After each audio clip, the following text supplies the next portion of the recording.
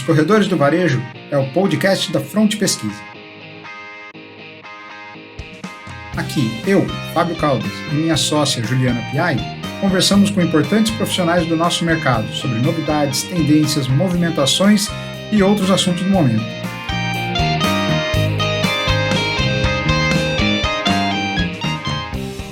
Boa tarde, Marcos Escudeiro. Boa tarde, Thaís. Boa Estamos aqui tarde. para mais um dia de gravação do nosso podcast. E, hoje eu estou especialmente feliz de bater esse papo com o Escudeiro, que há tempos a gente se conhece, desde os tempos de Ibope. O Escudeiro já tem uma relação com a gente até antes. Quem lembra Antes do do IPDM... Fábio. Quem lembra do IPDM vai saber do que eu estou falando. Então, assim, para mim é um prazer enorme, Escudeiro. Em primeiro lugar, obrigado por ter topado participar, para a gente falar um pouquinho sobre supermercado, sobre a APAS, que aconteceu essa semana, e sobre tudo que tiver envolvido nesse tema. Tranquilo.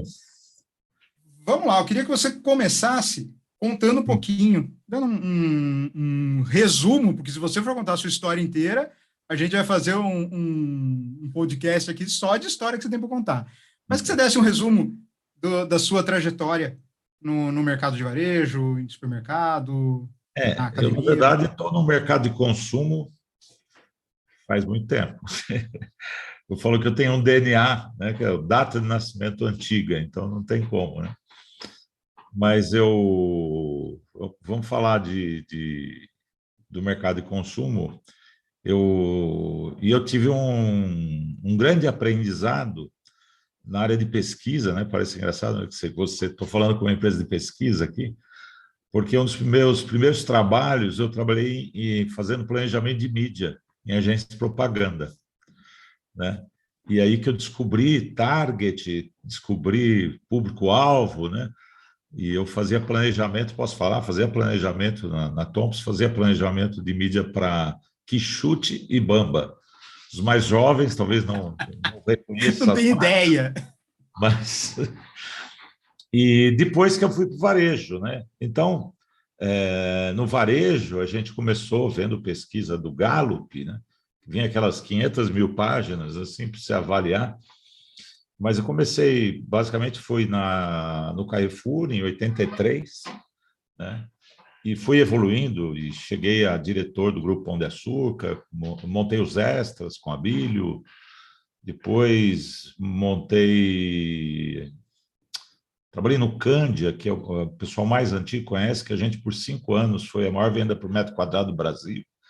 Que mais? Montei o primeiro atacarejo que hoje se chama Tenda, 97, montei uma rede de supermercado em Angola, fiz outros projetos de atacarejo, e aí, um pouco cansado do varejo, né? Fiz projetos também para a indústria, primeiras lojas, uma série de coisas. Realmente, eu falo assim, quando alguém me pergunta a história, eu publiquei minha história um pouco. Tem um site, escudeiro.com.br, e lá tem memórias. Então, lá tem um pouco da minha vida pública, né? Prêmio, publicação, histórias estão lá. Então, eu evito de contar a história toda, que demora realmente. E nos últimos anos, eu resolvi me dedicar mais a estudar, a pesquisar o mercado, e ser um observador do mercado de consumo, especialmente de alimentos, não só, mas especialmente o mercado de alimentos.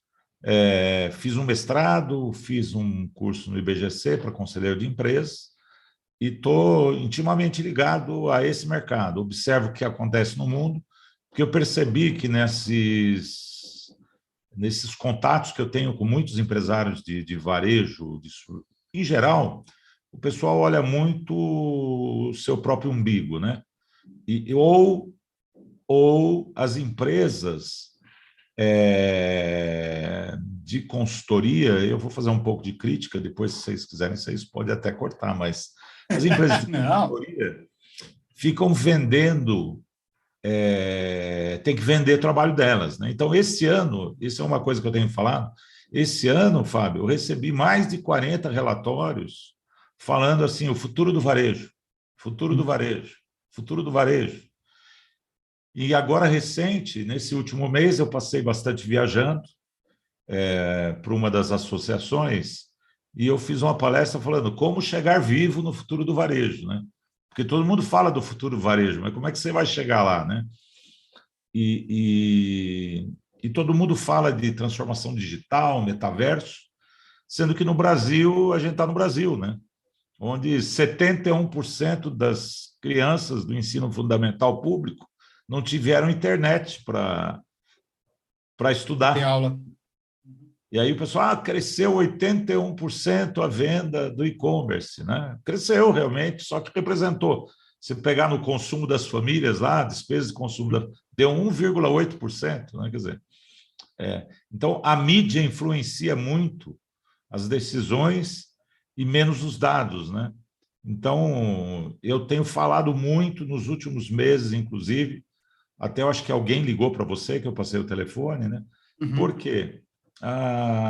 Tem muito achismo, né? E perto dos investimentos que se fazem, a propaganda, a pesquisa é um custo ridículo até, né?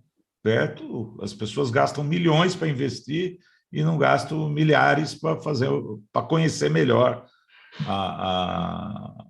o negócio, o ponto, o consumidor, né? É isso. E com essa onda toda de atacarejo no ramo de supermercado, as pessoas nem sabem por que estão fazendo. Puxou um ponto aí que eu acho assim, fantástico para a gente falar, que é essa história da digitalização, né? Porque quando você fala de inovação, a primeira coisa que vem na cabeça das pessoas é essa história da gente ir para o digital, ir para a internet, venda por site, venda por aplicativo e coisas assim. Quando para o varejo, e principalmente para o varejo de alimentos, a gente ainda precisa acabar com fila na loja, né? Eu tenho tanta coisa que eu posso inovar ainda dentro da loja para resolver o atendimento, e a gente ainda tá tentando pensar em venda online, quando isso ainda tem que, como você falou, a gama de pessoas que ainda não tem nem acesso a isso. Ok, se eu pego uma loja que é mais sofisticada e que já tem um público muito qualificado, e eu vou fazer, faz muito sentido eu ir para o online, mas não é para todo mundo, né? Então, não necessariamente todo mundo precisa estar já lá. Tem muita coisa, eu acho que antes que tem que ser resolvida. E aí, eu já vou puxar a pergunta da sua participação na Arcos. Você viu alguma coisa nesse lado de inovação, não necessariamente de venda online, mas você viu alguma coisa interessante lá que estavam oferecendo para os supermercados, que te soou inovador para resolver a experiência do consumidor dentro da loja? Ou a gente ainda De novo, novo não. não? Tem muita coisa nova de self-checkout, né? Daquele checkout que a mesma pessoa opera, o carrinho automatizado, o carrinho que você põe as compras e ele já vai passando o produto, aí você só paga. Mas é aquilo que eu volto sempre, né? Quer dizer, eu falo assim, quantas pessoas... o problema do brasileiro é renda. E aí, como você falou, né? É uma questão de saber para quem você trabalha. Todas as minhas apresentações nos últimos tempos começam perguntando quem é o seu cliente. Porque o varejo, para mim, sempre teve dois extremos, e essa é a dificuldade do varejista tomar decisão ou fazer a coisa certa. Você tem dois extremos, que um negócio chama serviço, da outra ponta chama preço. Eu até tenho um desenhinho que eu faço a curva assim, né? Numa ponta está serviço, na outra está preço, né? E aí eu ponho menos e mais e escrevo custos, entendeu? Por quê? Mais serviço, mais custo. Sim. Só que quando você vê no mundo todo, não é um fenômeno brasileiro. No mundo todo está crescendo o discount. o formato discount ou o modelo de operação discount não é formato de loja, é modelo de gestão, né? Venda de gestão.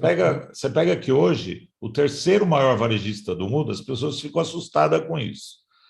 Terceiro maior varejista do mundo chama-se Costco, que é um atacarejo, basicamente, dos Estados Unidos. Sabe quantos itens eles tinham em linha o ano passado para vender 209 bilhões de dólares? Apenas 3.621 itens. Vamos trazer isso para um comparativo para as pessoas entenderem o tamanho disso. Se a gente pegar uma loja, um supermercado bom aqui, teria quantos itens? Eles estão trabalhando com 15, 20 mil itens. 15, 20 mil Os atacarejos já estão com 14, 15 mil itens. E aí tem aquele discurso, né? Não, mas o cliente pede, entendeu? E aí o cliente pede, então você aumenta o seu custo. Eu dou até risada, porque recentemente, numa revista do setor, na principal revista do setor nacional, saiu um anúncio assim que estava inaugurando um atacarejo em Salvador.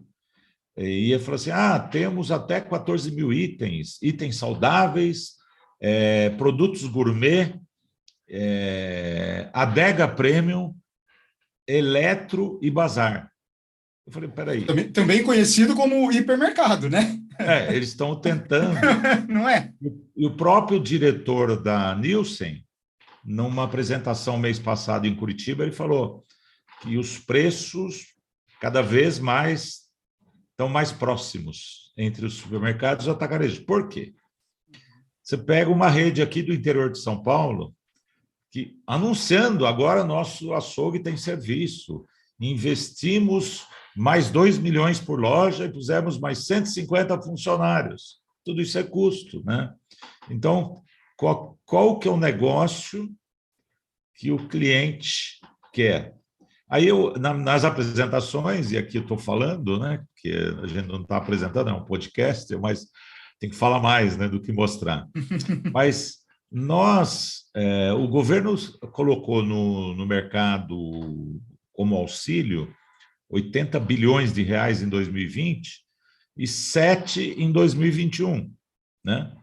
E agora era um ticket médio em 2020 de 800 reais por ajuda, né? Este ano o ticket agora que foi aprovado a 400 reais para 18 milhões de famílias, né? Você viu o que aconteceu com o Magazine Luiza, com as ações caindo e tudo mais. Quer dizer, o não alimentos caindo, lógico que todo mundo tem que cair, mas as vendas do supermercado caíram em dezembro, caíram em janeiro, o mix está diminuindo das compras, e, por outro lado, o mercado de joias cresceu 20%. O Brasil bateu recorde de venda de Porsche e tem fila para compra de jatinhos, né? Ou seja, o mais rico ficou mais rico ainda e o mais pobre está... E aí eu faço a pergunta, quem é o seu cliente? Né? Tem nicho para tudo, para o online, tem nicho, mas são nichos. Você precisa saber para quem você trabalha e ter uma posição muito clara nisso, né? E aí eu falo assim, a pesquisa é fundamental, porque o mercado está muito cheio de achismos, né? Quantas vezes, em todos os lados, não só no conhecimento do consumidor, mas também, por exemplo, ao lado imobiliário, né? Que eu sei que a Fronte trabalha bastante nisso. O cara achou um terreno, uma oportunidade, barato, preço maravilhoso, né? E os clientes? Tem cliente? Vai vender? Não vai vender, né? Decisão assim, imobiliária e não mercadológica, né? E não mercadológica, entendeu? E você deve conhecer muito mais casos de coisa que deu errado, ou que o cara fez do tamanho errado, que esses são outros exemplos, né? O cara fez o dobro do que devia. E no alimentar, esse desconhecimento do cliente é impressionante. É muito no achismo. Fala, não, eu conheço meus clientes, né? Isso é legal. Não dá Deixa eu para fazer falar.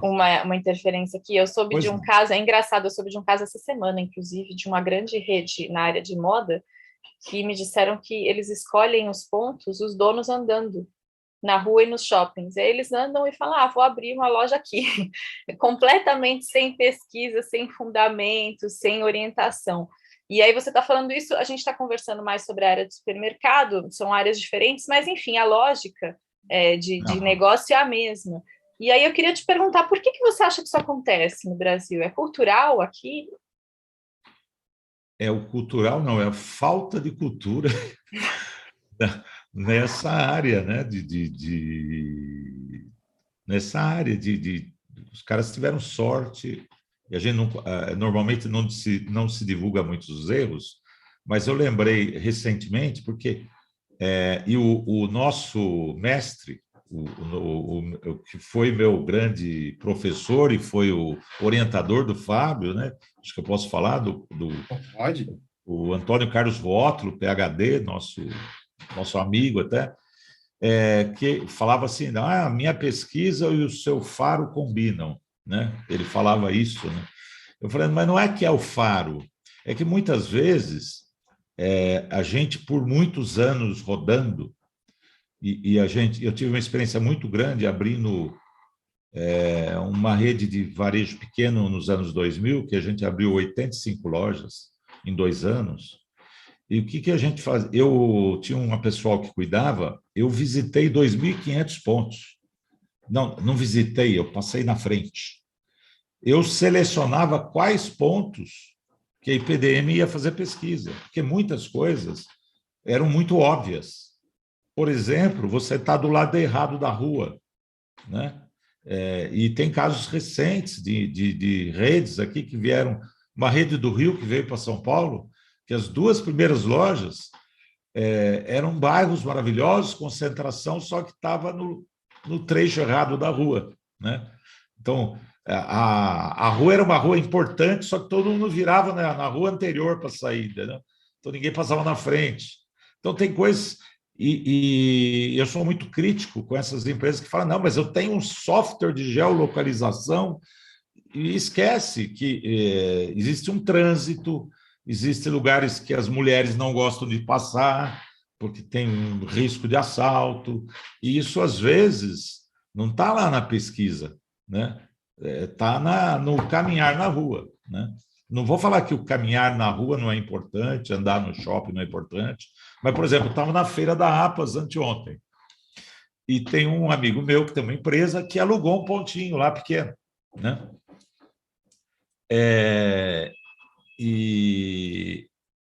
Só que ele estava no lugar errado. Dentro da Feira da APAS, no salão principal do Congresso, só que ele estava no canto já da hora que o pessoal ia embora, não na entrada. Então, quando o pessoal acabava todas as palestras, o pessoal estava a fim de ir embora, então não parava mais lá. Era um negócio assim, ele estava no principal lugar do Congresso, mas estava no lugar errado, né? Então, tudo isso tem que ser uma observação importante, coisa que, no caso da IPDM, que eu tinha lá no passado, que a sucessora foi o Ibope, que agora a Fronte, né, do Fábio, do pessoal todo aí, que a gente trabalha muito em conjunto. E eles têm essa atenção, né? Eu já tive, por exemplo, um concorrente da Fronte, que é um conhecido, que foi um professor também meu na Fundação Getúlio Vargas. Ele me mandou uma pesquisa o ano passado e falou, Escudeiro, eu fiz uma pesquisa e o proprietário não gostou. Você pode dar uma olhada para mim? Aliás, lá na terra do Fábio. E eu, sem conhecer Santos, eu olhei e percebi pelas avenidas que, apesar de no mapa parecer bonito, não era o caminho que todo mundo usava para sair ou chegar em casa. Então, certamente ele usou um software, certamente ele pegou os dados do IBGE lá, das micro-regiões, tudo, mas não tinha esse círculo lá, tem que andar, né? Também tem que andar, né? por mais que existam os algoritmos e tudo mais, então a visita ao ponto faz diferença, né? Não é... Porque se fosse só matemática, aí ninguém errava, né? Vamos voltar um pouquinho num assunto que você falou que eu achei demais. A história do atacarejo. A impressão que eu tenho é, né, quando tinha poucos atacarejos, a pegada era realmente no desconto. Então, eu tenho pouca variedade de produto, pouco serviço e um preço que era realmente interessante. Isso. Aí, eu vou, aos poucos, vamos chamar quase de morrendo, né? O modelo hipermercado, Sim. crescendo o modelo do atacarejo, ficam as lojas de bairro, os supermercados normais, tal, mas cresce o atacarejo à medida que vão diminuindo ou decaindo os hipermercados. E aí, a minha impressão é que os atacarejos meio que estão agora querendo virar hipermercados. É uma loucura, porque eles começam a fazer, começam a prestar serviço, né? No açougue que você falou, alguns têm padaria, e assim por diante, e vão perdendo competitividade em preço. Então, o que você falou foi uma coisa perfeita, porque eu costumo fazer compra em hipermercado, e outro dia eu fui lá, um item que eu estava precisando aqui em casa, eu olhei o preço e falei, não, esquece, tá mais barato no supermercado, não dá para comprar aqui, né? Mesmo o preço de atacado ainda era mais caro do que o preço do supermercado. Então, é uma coisa meio esquizofrênica, né? Agora, os atacarejos estão começando a perder o principal que eles tinham, que era a competitividade em preço. E aí, o que vai acontecer? Esse pessoal vai ter que redescobrir o que é o atacarejo, eles mesmos, ou a gente, aos pouquinhos, vai voltar a ser um grande supermercado, quase um hipermercado? Eu vou falar, dividir em duas partes. A primeira parte, o fim do hipermercado, né? Um pouco do fim do hipermercado começou no advento do Plano Real, quando as diferenças de preços diminuíram um pouco. Os hipermercados eram longe, nas marginais, na estrada, nunca era no centro, né? Salvo exceções, tem alguns hipermercados centrais, né? Mas começou a diminuir tanto a diferença com a vinda do Plano Real, porque os hipermercados trabalhavam muito com ganhos financeiros. Reduziu-se os ganhos financeiros e as diferenças diminuíram. Aí os hipermercados tinham morrido, aula de história, né? Tinham morrido as empresas que vendiam não alimentos, né? Então morreu Mapim, Mesbla, Sears, Arapuã, Casa Centro, Gearonso e N, né?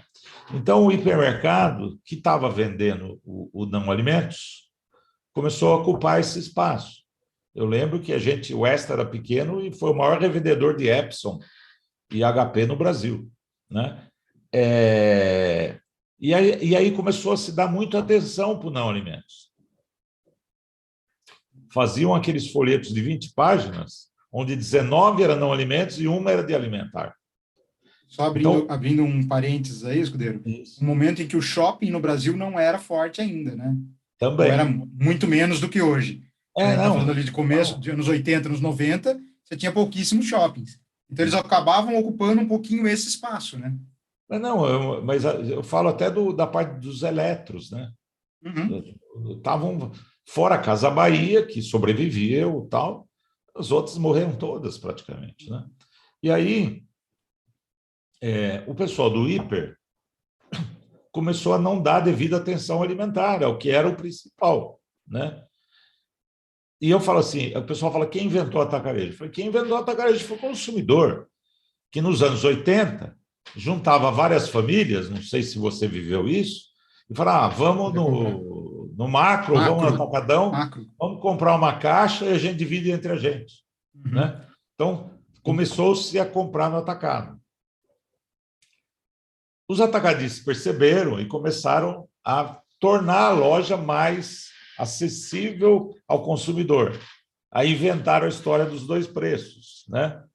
Começaram a pôr um preço atacado. E depois, o que aconteceu mais recente, até eu acho que começou com açaí, que ele falou, se você tiver o cartão do Açaí, você paga o preço do atacado levando um só. Né? Uhum. Aí vamos olhar o outro lado, olhar o lado da indústria. Quando os atacados, que eram atacados, né, começaram a virar varejo, a indústria começou a ter dificuldade de fazer a distribuição para o pequeno comerciante. Porque o pequeno comerciante falava assim, eu vou lá pagar aquilo e vou vender para o meu cliente, e o meu cliente está lá. Eu tenho um comercinho aqui, chego lá e encontro os meus clientes. Então, o que está acontecendo hoje? Isso não é falado por ninguém, é uma observação aqui do pesquisador. A indústria está criando novos distribuidores que realmente façam atacado para o pequeno varejinho, e para fazer isso, ele precisa ter uma tabela competitiva para esse negócio. Se ele já trabalhava antigamente com a tabela competitiva, como é que ele faz? Ele tem que subir o preço que ele vende para os atacarejos. Então, ele subindo o preço que vende para os atacarejos, porque o atacarejo virou varejo. Né? E aí começa a diminuir a diferença. Ainda mantém-se uma diferença, porque o atacarejo ganhou volume. Né? Mas à medida que eles vão crescendo o preço, né, vai diminuindo o volume, porque para que eu vou lá no atacarejo se eu tenho um mercadinho aqui do lado de casa, que a diferença de preço não é tão grande? Então, vê-se nos estudos do ano passado que não foi só por causa da pandemia, mas o comércio local, os pequenos supermercados cresceram também, né? E aí eu volto naquilo que a gente falou na questão anterior. Qual que é o posicionamento que você quer ter? É de preço ou de serviço? E aí eu tenho um fato interessante, tem uma rede nos Estados Unidos chamada Trader Joe's, não sei se você conhece, mas a Trader Joe's foi comprado pela Aldi, que é uma grande rede de discount já há muitos anos. Né? Em 2019, antes da pandemia, eles decidiram não fazer mais delivery. Eu falei, como não? Em Nova York eles tinham loja, né?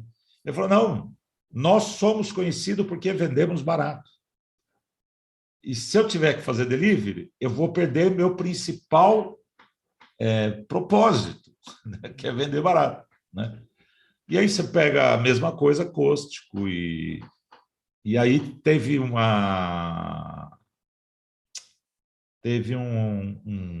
pesquisador que escreveu um artigo acadêmico em 2002, porque o Carrefour foi discount no começo, e ele chamou o negócio de círculo virtuoso do Carrefour, né? Que era, se eu vendo mais barato, eu vendo mais, se eu vendendo mais, eu compro mais barato, e se eu compro mais barato, eu vendo mais. E o meu custo central diminui, porque é um comprador comprando muito mais. Eu não preciso de 2 compradores para comprar mais arroz, né? É o mesmo comprador, aumenta a quantidade de pedido, né? Então a central não aumenta. E o fundador do Aldi, em 1953, que é o maior discount do mundo, vamos dizer, ainda é o maior discount do mundo, aliás, estão crescendo nos Estados Unidos violentamente. Esse ano vão terminar com 2.500 lojas. Eles estão crescendo na França, estão crescendo nos Estados Unidos. Esse modelo de discount está crescendo na Colômbia. A Colômbia, que é ali a pontinha da América do Sul, já tem mais de 3.000 lojas. Eu falo assim, a hora que chegar o formato hard mesmo do discount, como você sabe, a gente já tentou fazer no passado, vai ser o que vai substituir ou vai tomar boa parte do atacarejo. Né? Porque, por exemplo, o discount da Colômbia são lojas com 700 itens apenas. E estão crescendo. Existe também um discount na Turquia, que eu estive lá em 2001, tinham 700 lojas. E eles saíram um pouquinho, foram para o Marrocos, então eles estão hoje com 9.300 lojas. Então, é o modelo que mais cresce no mundo, e aí o pessoal fala assim, mas por que não veio para o Brasil? Porque eles estão indo para o leste europeu, para a Ásia. Vocês, não sei se lembram dos SES supermercados, o Jerônimo Martins, empresa portuguesa, foi embora do Brasil, tem um Pingo Doce lá em Portugal, e foi abrir hard discount na Polônia. Chama Biedronka, eles já têm mais de 3 mil lojas. E eles estão na Colômbia com mais de 600 lojas. E aí, recentemente, eu perguntei, eles não vêm para o Brasil de novo? Não. Nós vamos para a Bulgária, que está muito melhor lá. Entendeu? Então, esse é o panorama de hoje do varejo alimentar, né? Vamos dizer assim, atrelado diretamente à renda, né? Lógico que as lojas nobres, existem as lojas nobres, existe público nobre. Aí que eu falo assim, precisa da pesquisa te dizer mais claramente o que você tem à sua frente para você decidir o que vai fazer. Eu já convenci proprietários de rede de supermercado a não abrir atacarejo, né? Eu dei algumas dicas, eu não sou consultor, tá? Não faço consultoria, mas eu dei algumas dicas no seguinte sentido: abriu um dos mais fortes atacarejos na frente da principal loja dele. Ele sofreu 6 meses. Hoje ele já recuperou a venda dele. Entendeu? Porque é o cliente para quem ele trabalha. Não, é essa. Não adianta querer trabalhar para outro público, né? Entendeu? Isso é muito legal de pensar isso, né? Que a gente olha no supermercado, eu tenho cada vez mais a sensação de que realmente poucos sabem para onde estão indo. E me parece que, assim, eu preciso ir para esse lado, então todo mundo quer fazer atacarejo, né? Mesmo quem é do raiz supermercado quer fazer atacarejo, porque acha que é ali que está o dinheiro, só que tem aquele, não sabe operar, não, porque tem a cultura de supermercadista. E a hora que for fazer o atacarejo vai sofrer, né? Tem um detalhe interessante. As empresas vencedoras de discount no mundo, elas não são misturadas com supermercado. Então, você veja, o grande acerto que o Carrefour fez, e o próprio Pão de Açúcar fez, foi não juntar o Atacadão com o Carrefour. São presidentes diferentes, operações diferentes, pensamento diferente. Agora estão aproximando muito os modelos, né? Com esse negócio. No caso do Pão de Açúcar, separou, inclusive na bolsa, separou tudo, né? Mas você pega, por exemplo, a Lidl, Aldi, são tudo empresas totalmente separadas dos seus grupos econômicos, né? São negócios distintos. É muito difícil. Eu cheguei a abrir um atacarejo para um grupo, ajudei eles a montar o atacarejo, e depois de um mês, eu falei, agora vocês precisam decidir o que vocês querem fazer. Ou vocês vão ter o atacarejo, ou vocês vão ter mais uma filial mais simples. Né? Só isso. Veja o que aconteceu com o grupo aqui em São Paulo, que era o MGM, né? Que é o grupo, que é o Mambo, que tinha criado o Giga, e já há mais de um ano eles separaram a operação. Agora, inclusive, venderam, né? Venderam para o Cencosud, mas já estava separada, estava dentro da mesma holding, mas totalmente separado, escritório separado. São negócios... É outra cultura, né? Totalmente diferente. Ou deveria ser. Deveria ser. Você viu ontem que saiu uma notícia falando que está meio encaminhado, né, a compra do Big pelo Carrefour. Isso já foi feito o negócio, só o CAD que está para provar. Isso, agora está indo. Está próximo. Né? O Big tinha virado um Carrefour, né? Porque todo mundo que estava trabalhando lá dentro tinha vindo do Carrefour. A gente atendeu como Ibope durante algum tempo, era todo um pessoal que tinha vindo do Carrefour. Então, agora voltou para casa. Você acha que esse movimento de compras, de centralização, né, das operações, isso vai acontecer forte na área de supermercado? Ou não, são coisas esporádicas que estão acontecendo? Não, nós vamos continuar. Não são coisas esporádicas. Eu falo assim, está acontecendo. Por quê? Pensa bem no seguinte momento. o mundo todo está em uma crise econômica, vamos falar assim. Inflação não é um privilégio nosso hoje. O não alimentar em dificuldade, né? E comer, todo mundo tem que comer. Eu estou há 40 anos nesse mercado, eu brinco, eu falo assim, nós estamos em crise. Não, faz 40 anos que nós estamos em crise, né? Eu tenho até uma foto na minha apresentação, depois eu posso mandar para vocês, não dá para pôr no podcast, mas esses meses aí o Ricardo Amorim falou assim, que na dificuldade o que importa é preço, né? Aí eu recuperei um Jornal da Tarde, de 1991, em que eu estou na frente da loja do Cândido, onde tinha uma faixa na frente do Cândido escrito, o que importa é preço. Quer dizer, faz 40 anos, 30 anos, a vida sempre foi isso no Brasil, né? Mas todo mundo come. Então, tem muito dinheiro de investimento e o pessoal não sabe o que fazer. Então, por exemplo, posso falar, isso é público, o Banco Pátria, ou Pátria Investimentos, né? Comprando vários supermercados, 50%. Ele compra 51%, aliás, está comprando 51%, e deixando tocar, vão tentar fazer as sinergias possíveis. Então, eles já compraram o Boa de Jundiaí, compraram o Superpão de Guarapuava, lá no Paraná. Essa Guarapuava tinha comprado o Germânia de Santa Catarina, então agora parece que já fecharam a compra do Avenida, que é lá para o lado de Assis, né? Ourinhos, parece, né?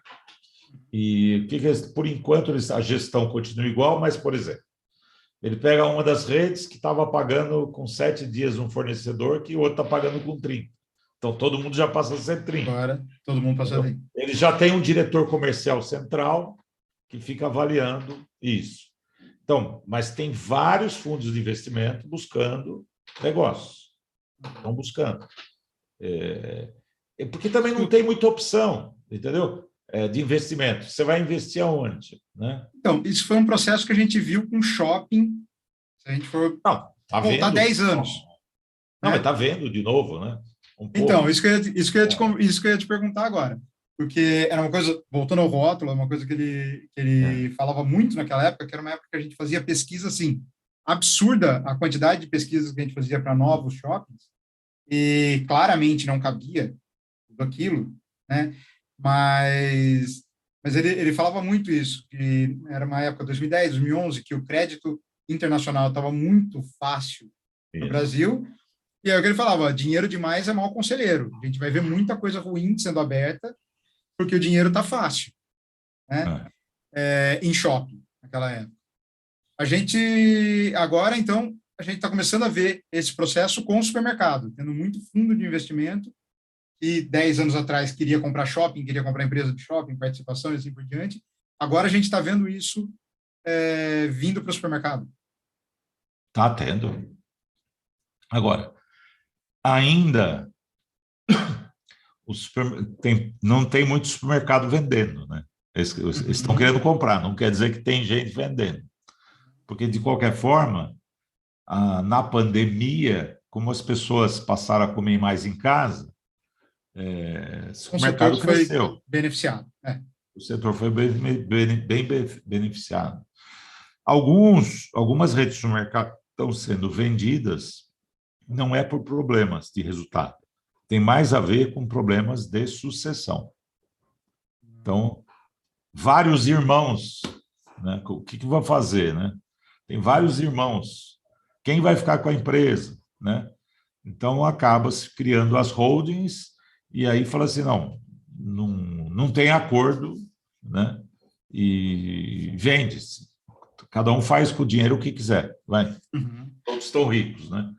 Mas eu acho que as vendas que estão acontecendo, esses 51% e tudo mais, tem mais a ver com problemas de sucessão do que de resultado. Não vejo problemas assim.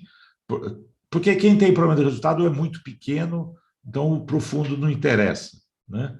Os fundos estão buscando empresas acima de 200 milhões, 300 milhões. pelo menos, né, acima disso. Então, existe um movimento de procura muito grande. Sempre me perguntam, escudeiro, você não sabe se tem Essa alguém? alguém. Sempre me falam, entendeu? Porque sabe que eu conheço um monte de gente, então, Sim. mas não tem declarado ninguém que está à venda, entendeu? Uhum. Assim, está à venda. Não... A gente, agora mudando um pouco frente do assunto, olhando para o consumidor, a gente fez uma pesquisa há pouco tempo, tá, ainda para ser trabalhando ainda nos dados para a gente poder divulgar, mas o foco era tentar descobrir as mudanças de comportamento por causa desse pico inflacionário que a gente está tendo. Que os mais novos não estão acostumados, né? Mas acho que da minha geração, foi meio que a última que pegou um finzinho ali de hiperinflação. Então, plano real, eu tinha 13, 14 anos, então a minha infância eu lembro um pouco disso, de ir para o supermercado com os meus pais logo no começo do mês para poder fazer a compra grande de estoque e assim por diante, né? E foi uma das coisas que a gente viu, muita gente respondendo, de comprar meio que voltar a essa compra logo que sai o salário para gastar menos, né? Lógico que não dá para a gente comparar um momento de hiperinflação que a gente está agora. Mas você tem ouvido aí no mercado dos varejistas, você tem ouvido alguma coisa de mudança nos períodos de venda, alguma mudança que eles estão percebendo no consumidor? Olha, falar diretamente de varejista não ouvi ainda, não. Não? Eu vi isso na imprensa, mas eu não... Eu acho que às vezes é só alguém comentou, mas não vi essa grande mudança. Mas é meio óbvio que possa estar acontecendo isso. Eu não tenho dúvida, entendeu? Porque, principalmente o pessoal mais antigo que sabe desse risco, né? Do fato que está acontecendo, vai mais atrás, né? Agora, nós temos muita gente desempregada, né? Nós temos muito mercado informal, e aí o informal ele vai quando consegue dinheiro, né? Vai comprando picadinho e não tem jeito. E foi uma outra coisa interessante que a gente percebeu, que tem mais gente, na pesquisa apareceu mais gente falando que está comprando mais próximo do salário para evitar a inflação, mas, ao mesmo tempo, a gente viu a diluição das compras. Muita gente falando que está indo várias vezes ao supermercado. E aí a gente puxa isso, né? Porque quem é informal pode ter trabalho, ele está trabalhando, mas ele trabalha com informal. Então, esse dinheiro não tem um período certo para entrar, né? E aí as pessoas começam a ir cada vez mais Não, e picado para a outra loja. coisa, né? Já no ano passado, e nos últimos anos, 2, 3 anos, a frequência de compra no atacarejo é mensal, mas a dos supermercados é 4, 5 vezes por semana, né? Uhum. Principalmente por causa de perecíveis, né? Da verdura, às vezes até da carne e tal, frango, né? Porque carne hoje em dia tá fraco, né? Se bobear até porco agora, porque nem o frango mais, hein? Não, o porco tá barato, o porco Então. é uma carne bastante saudável. O pessoal fala assim, porco, né? Mas o porco é criado muito mais limpo aqui no Brasil do que a própria boi, né? Que é solto. Né? O porco é confinado, né? Confinado. Tem cuidado de higiene, além de ser uma carne mais magra. Lógico, se você for comer torresmo ou barriga, né? Mas se comer, né? Por exemplo, lombo, imagina, filé mignon de porco tá R$20 o quilo, né? Então. Então, a competitividade do suíno é que começa a mudar o hábito, né? E do jeito que está o crescimento do consumo de bovino no resto do mundo, dificilmente vai voltar a ficar barato a parte da carne bovina, né? Então, assustou um pouco ano passado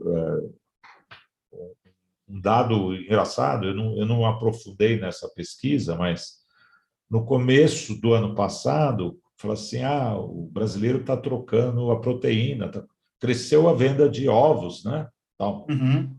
No final do ano passado, já estavam falando que tinha subido o preço dos ovos e tinha caído a venda de ovos. Eu falei, nossa, então o pessoal não está nem comendo mais, né? Porque... Isso foi um outro ponto da pesquisa que a gente abordou, e realmente o número de pessoas que falam que trocaram, e aí não vamos necessariamente, quando a gente fala da carne, por exemplo, era coisa de 36%, se não me engano, aqui estou puxando de cabeça, Thaís vai, talvez lembre o número certo, mas se não me engano, eram 36% das pessoas falando que tinham trocado, que estavam precisando comprar outro tipo de carne, né, dentro do universo delas. Lógico que as pessoas não deixam de consumir carne, senão a gente veria o preço cair, né? Outro dia eu vi uma pesquisa que saiu que falava que era 70 e poucos por cento o número de pessoas que tinham deixado de comer carne. Falei, gente, se isso for verdade, o preço tinha que cair. Os vendedores de carne iam estar desesperados no mercado como o brasileiro, com 70% das pessoas deixando de comer, né? Não é com certeza. Acredito que não. Mas que as pessoas estão... 36. 36, né? Nossa, pesquisa 36 das pessoas deixaram de consumir carnes e peixes. O que eles mais deixaram de consumir, que a gente tinha visto, foi artigo para o lar, 40%, bebidas, 39%, frios e laticínios, 33%. Uhum. E aí, a hora que a gente fala de troca de marca, você tem, por exemplo, produto de limpeza muito alto, tal. E aí era outra pergunta que eu queria fazer para você, Escudeiro. A gente vê esse tipo de mudança de comportamento e você já deve ter visto em outras ocasiões. Então, vou emendar duas perguntas.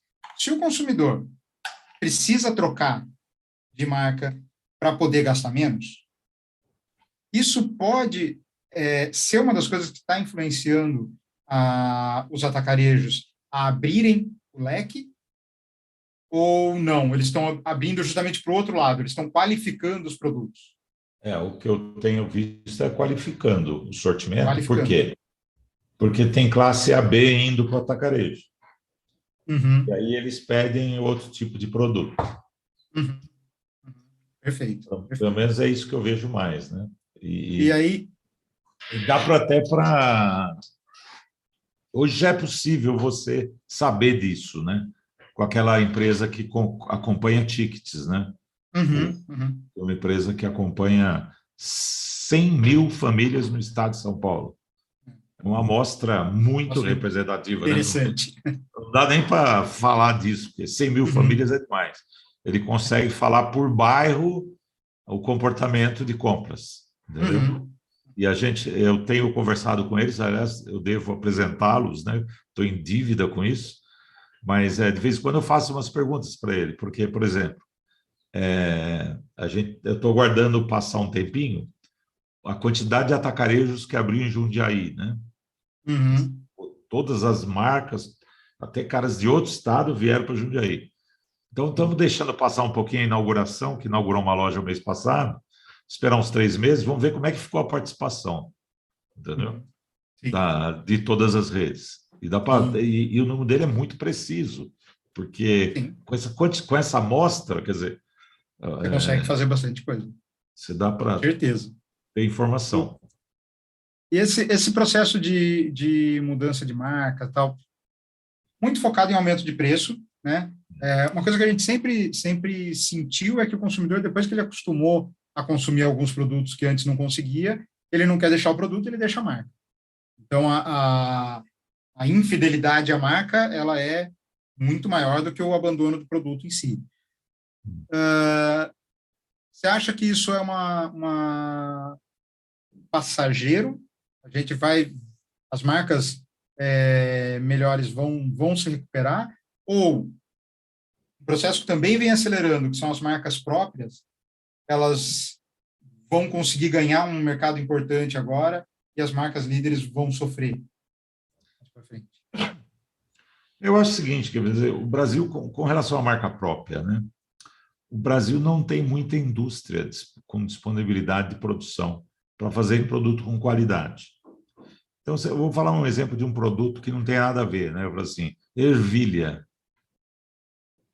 Qual a diferença de uma marca para outra de ervilha? Né? Tanto faz a ervilha que você compra, né? Não tem um problema. Agora, quando você pega sabão em pó, aí tem uma diferença muito grande de qualidade de produto. Verdade. Embora hoje a gente já tem mais opções, né? Que antigamente só tinha a Unilever, e agora tem a IP e tem a Procter, né? Então já dá para dar uma divididinha, mas de qualquer forma o preço não é muito diferente, né? Existe coisa muito mais barata, mas a qualidade é muito distante, né? Então, eu vou falar assim, tem aquelas marcas super notáveis que o pessoal fala, mas quando tem a ver com qualidade. Mas, por exemplo, você fala assim, arroz, né? Você tem 2, 3 marcas líderes? Tem, mas essa é muito fácil mudar de marca, né? Essa é muito fácil, porque o arroz é o arroz, depois de pronto, ninguém vai saber a marca, né? Arroz, feijão, macarrão, né? A própria ervilha, né? Então, massa tomate. Então, são coisas que dá para o cara comprar mais barato e não ter diferença substancial no final. Eu acho que tem problemas com categorias. Assim, eu não sei, quem é mais antigo fala assim, quando veio o Plano Real, lá em 94 e tal, as pesquisas indicavam, agora a gente tem até Danone, como se fosse a categoria do iogurte, né? Sim, sim. E caiu, depois de 94 até 2004, caiu a venda de arroz e feijão. Porque as pessoas começaram a comer macarrão, entendeu? Começaram a variar. Começaram a variar, né? E agora, não sei se vocês viram isso, mas que teve um aumento de venda de feijão. É o caminho oposto, né? Entendeu? As pessoas começam a ir mais para o feijão não subiu tanto. A produção de feijão foi boa. Feijão não é um produto que é exportado muito, então não tem preço tão atrelado a dólar, né? Que esse é o outro problema do nosso aqui. E voltou a crescer a venda de feijão, né? Surgiram muitas marcas de iogurte, de tudo, mas acaba diminuindo a venda de algumas categorias, sem dúvida nenhuma, né? Quer dizer, não é só marca, né? São categorias que caem também. Biscoito, né? Assim, o cara comprava biscoito recheado, sei lá, wafer, vai caindo. Não tenha dúvida que cai. Não tenha dúvida que cai. Compra menos. Agora, você fala assim, a tendência, fala assim, é muito difícil, aí é uma questão econômica, né? É muito difícil acreditar que vai crescer a renda do brasileiro, o governo tendo gasto que gastou, o que comprometeu o caixa do Estado, né? Quer dizer, como é que você vai gerar, fazer injetar mais dinheiro no mercado, né? Porque os governos passados, o próprio governo Lula, tal, estava com o caixa bom, né? E aí investiu na infraestrutura, construção, deu até para deixar um monte de gente rica, né? Mas o dinheiro vai se esgotando, né? Agora vem as eleições, estão querendo estourar o teto de novo, né? Quer dizer, os próximos governos não dá para imaginar que exista uma mudança muito grande. Por quê? Porque você tem um Congresso que não deixa mudar. Então, você fala assim, olha, os mais ricos, o que você falou no começo, quando eu fiz a afirmação, né? Eu vi uma informação, eu não sei precisar de onde que eu vi, que os 10% mais ricos do mundo, durante a pandemia, dobraram a riqueza. E aí eu falo assim, eles não têm fábrica de dinheiro, esse dinheiro saiu de quem? Saiu do mercado, saiu do nosso bolso, né? Entendeu? O resto ficou mais pobre, né? Não tem mistério, né? Tem mistério, é matemática. Tem mistério. Né? O dinheiro é o mesmo, só tem que ser distribuído, né? Legal. Escudeiro, vou te agradecer que a gente está aqui chegando no nosso tempo. Obrigado, já fica aqui então certo de que a gente vai se falar de novo, porque tem muito assunto ainda para ser explorado. Tranquilo, fica à vontade, viu? Grande abraço. Tá, obrigado, Thaís. Tchau, Valeu. gente. Obrigada, tchau. Tchau, Um abraço. tudo bom. Tchau, Carol. Tchau, Se você gostou deste podcast e quer acompanhar outras conversas inspiradoras sobre o mercado de shopping e varejo, assine nosso canal no Spotify, Corredores do Varejo. Até a próxima!